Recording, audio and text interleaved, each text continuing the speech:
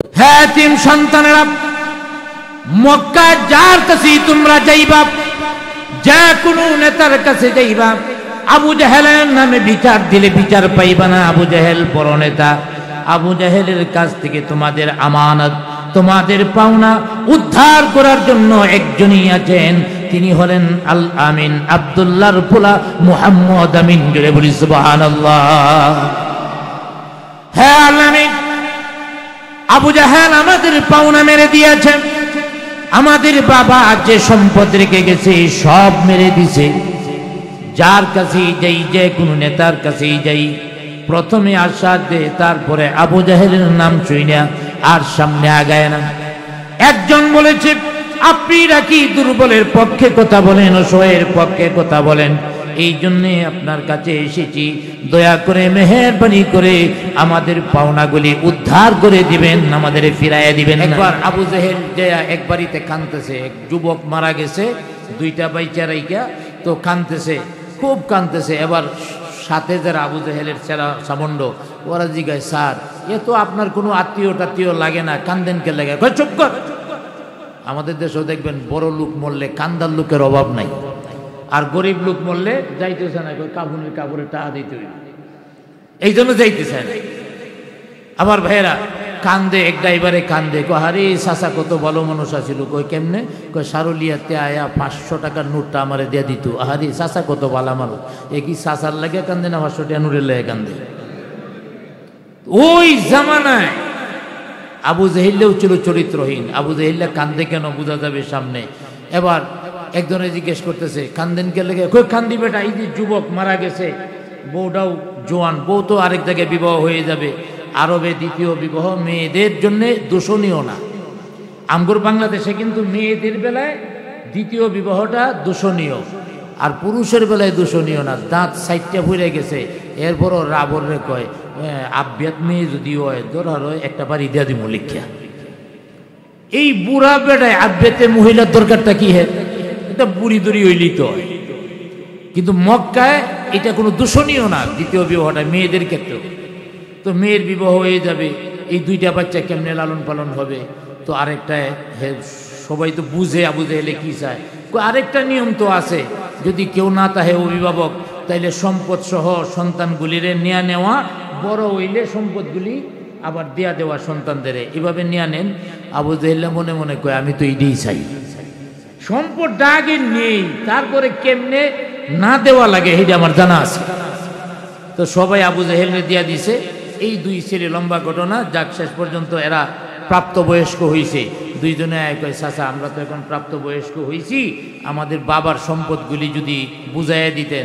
এবার আবু জাহেল গলা টাইনা বলতেছে, কয় বাতিজারা কি বলবো, তোমার বাবায় যা রাইকে গেছে আর আমার কাছে এখন মানে খরচ টরচ আমি যা করছি হিসাব মিলাইয়া দেখছি, তোমাদের কাছে আমি আরো পাওনাদার হয়ে যাই। চিন্তা করছেন, পাওনাদার হয়ে গেছে। তো তোমরা এতিম মানুষ কই থেকে দিবা, যাও মাফ করে দিলাম।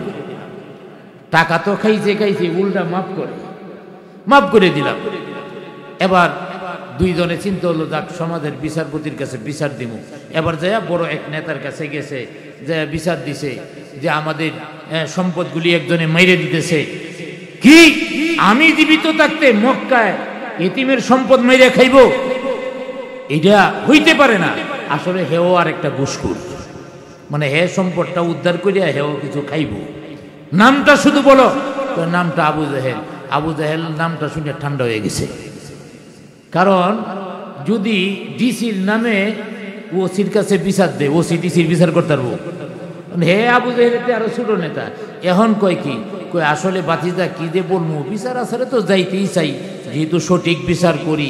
তবে ইদানিং পোলা মায়েরা বিচারে যাইতে না করে, এখন পোলা মায়েরা না করে, আর এতক্ষণ বেড়াগিরি দেখেছে।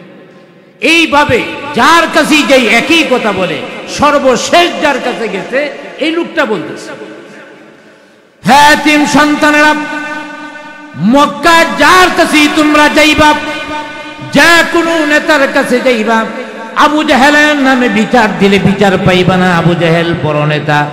আবু জাহেলের কাছ থেকে তোমাদের আমানত, তোমাদের পাওনা উদ্ধার করার জন্য একজনই আছেন, তিনি হলেন আল আমিন, আব্দুল্লাহর পোলা মুহাম্মদ আমিন। জোরে বলি সুবহানাল্লাহ। তিনি অসহায়ের পক্ষে কথা বলে, জালেমের বিপক্ষে কথা বলে।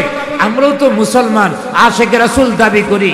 আল্লাহর নবী মাজলুমের পক্ষে কথা বলতেন, জালেমের বিপক্ষে কথা বলতেন, অসহায়ের পক্ষে কথা বলতেন, জালেমের অত্যাচারীর বিপক্ষে কথা বলতেন। আর আমরা তো শক্তির পক্ষে কথা বলি, দুর্বলের বিপক্ষে কথা বলি। ঠিক কিনা জোরে বলেন? কিসের আশিক?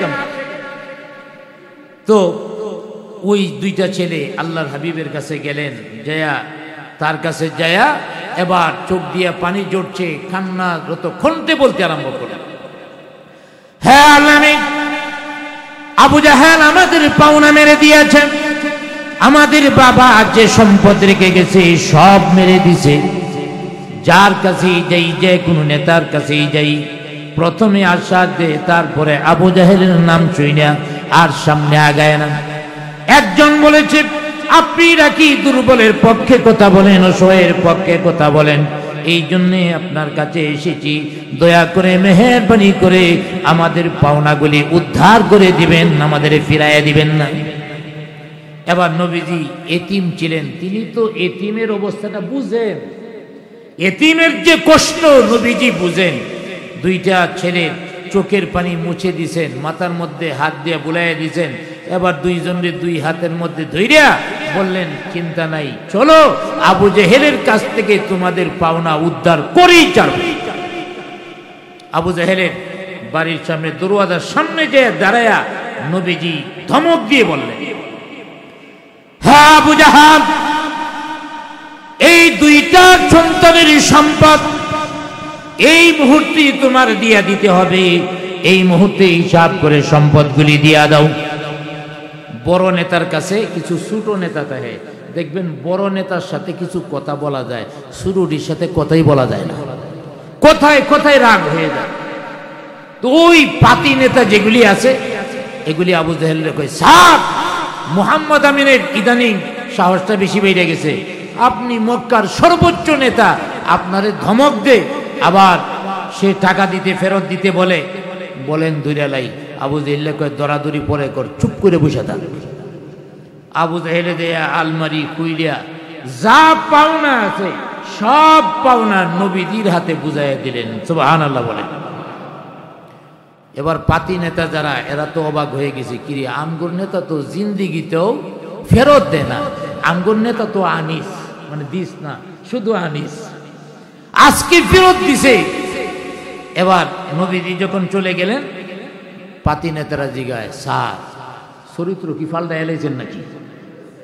কই না, চরিত্র পাল্টাই নাই। কই এই যে ফেরত দিছেন, জিন্দিগিতে তো ফেরত দিতে দেখি নাই। কই ফেরত কি এমনি দিছি?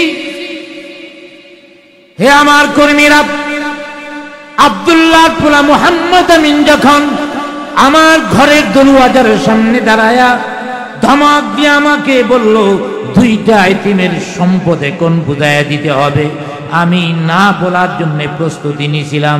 এবার তাকায় দেখি মুহাম্মদ আমিনের পিছনে আরেকজন লোক দাঁড়ায়া আছে, যার পাগুলি জমিনে, মাথা আকাশে লেগে আছে।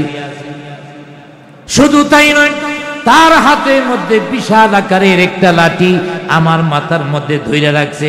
একবার না বললে এই লাঠি দিয়ে আমার মাথার মধ্যে বাড়ি দিবে। এই লাঠি দিয়া বাড়ি দেওয়ার দরকার নাই, আমার মাথার মধ্যে যদি পড়ে আমি ডাইল হয়ে যাব, খিচুড়ি হয়ে যাব। এই ভয়ে আমি দিয়ে দিছি, চরিত্র পাল্টাই নাই। তাইলে ওই সময়ের অবস্থাটা ছিল এমন, আমানত রাখলে সব মেরে দিত।